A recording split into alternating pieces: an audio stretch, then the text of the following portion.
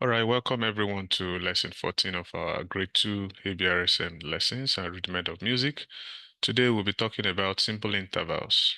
And I believe that everyone has gone through in your grade 1 you did simple intervals. It's not different from what we're going to do in grade 2. The only difference is we're now adding minor scales, but it's the same principle as you would see. So for today we intend to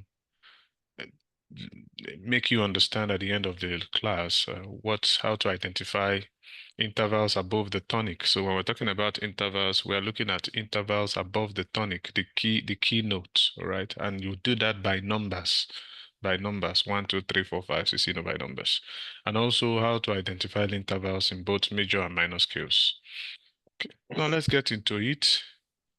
So when we talk about intervals, so we'll look at intervals and the different forms of intervals we have. Let's start with the definition of an interval. It's simply the distance in pitch between two notes. So if you have two notes on the stave, the distance in pitch between those two notes is the interval. So between a particular letter and another letter, or a note symbolized by a letter or whatever, and another note, the distance in pitch. You know what we call pitch, am I right? We did that in grade 1. The distance is what you call an interval. Now, that's those two notes, remember I'm talking about two notes, the distance between two notes. Those two notes could be played differently. So you play one after the other.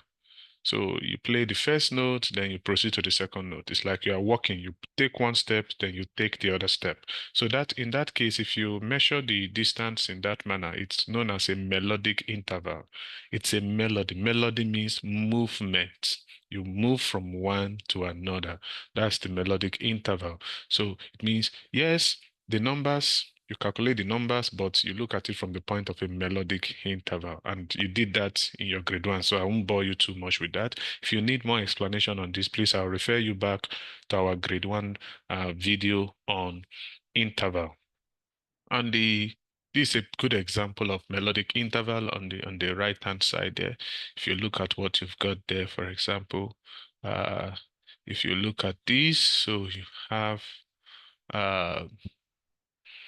you have the melodic interval here. All right, you see? So this note, you do this note first, then this is the second note. Okay, so you go from here to here. It's like a movement. You take one step, you take another step. All right.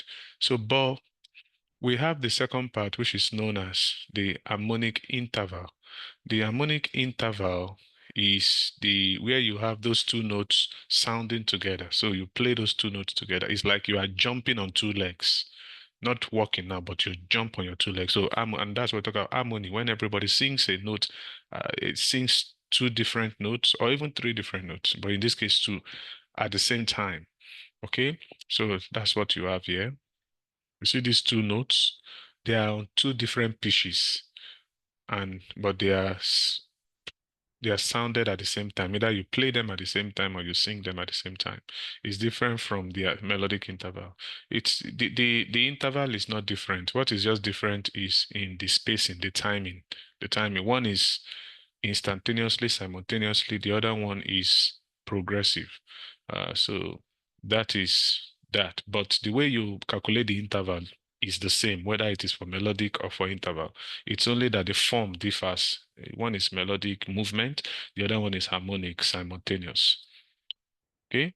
Now we go to the next one. How do we now get our numbering, intervallic numbering of size? How do we calculate the number, the size of an interval?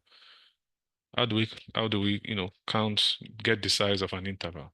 So the size of an interval is you measure it by simply counting the letters that interval contains. Remember, we're talking about interval is between a note and another note. So the number of letters or degrees, we did degrees the last time, is the same thing as letters or degrees. So you just between one note and another note, the number of degrees or letters tells you the number of the intervals or the size of the interval. Now, what do I mean by that? I'll talk more about this, but understand that If, for example, we want to look at, let's look at, there are different possibilities here. We'll look at them. So, but one thing you have to know in counting an interval is that you you have to include both notes. So if I'm looking for example, the interval between C and E, I'll have to include C and E. So I'll say C as 1, all right, D as 2, and then I'll stop at E. So there are so this is 3. I've counted 3 letters now. C, D, E. So this interval is a third. It's a third. And that is what you see here. It's a third, all right? Uh, and that is what you see. Sorry, let me just clean off this. So that is what you see here.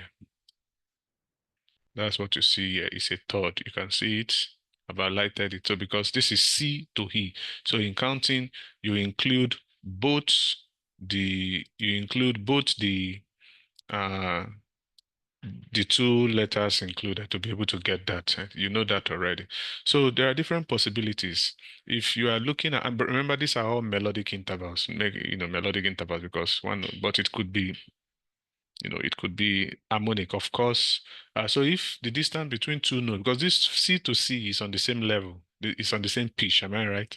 So it's a first. Is it that you call it a first or a unison? Unison first, because it's just C to C. It's not going anywhere. It's a first. That means everybody's singing the same thing, unison. You could, if you go a second step, that's C to D, just C D. So C D is 2 letters, C and D is a second. C D E is a third. You move to F, you got a fourth. From C to G, you have a fifth. From sixth. So you go from like that. Then when you get to this one, this particular one is just the one you need to kind of just note that it's an octave. When you go from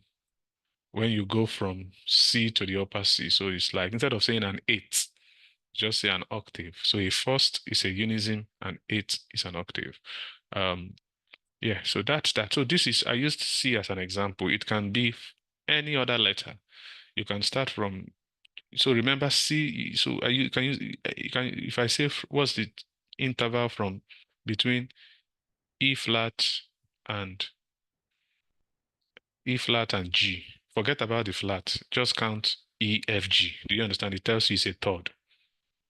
If I say what's the distance between D sharp and A, forget about the sharp. Just count the letters. D, E, F, G, A. It's a fifth because there are 5 letters from D to A, both D and A included. So that's one thing so it can be from a letter to any letter. So it's not, because I just use C here as a good example. All right. Now, and one thing I want to say, it's the same thing for whether it's a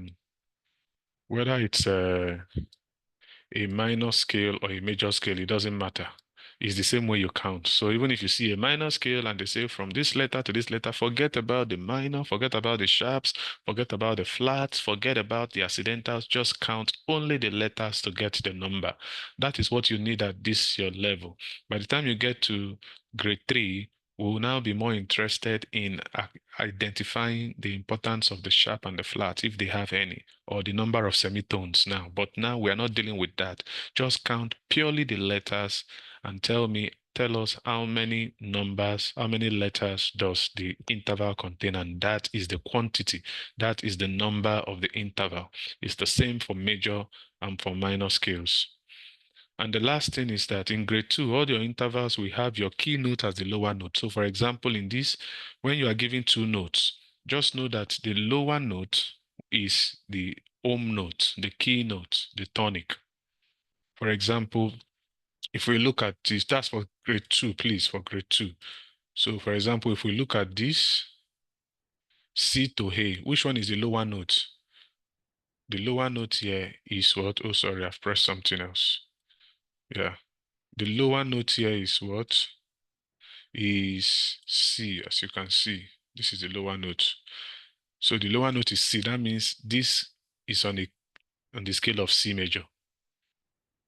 So when you are given 2 intervals, the lower note is the key note. That means is the tonic note, is the first note, should serve as the first note. as your tonic. Um, so that's just the way grade 2 syllabus for ABRSM is. All right, so that brings us to the end of intervals. Very straightforward and very, if you need more clarification on some of these, please refer back to the grade 1 video we did for intervals, which is quite very detailed in the explanation. So this is just like a repetition. The only difference now is that we are including minor scales, which in a sense, in practice, is just the same thing if you are looking at it from numbering or size perspective. All right, so this is your exercise. Music theory and practice, pages 22 to 23, exercise 1 and 2. And that brings us to the end of today's class. Thank you very much for paying attention, and I hope to see you next time. Bye.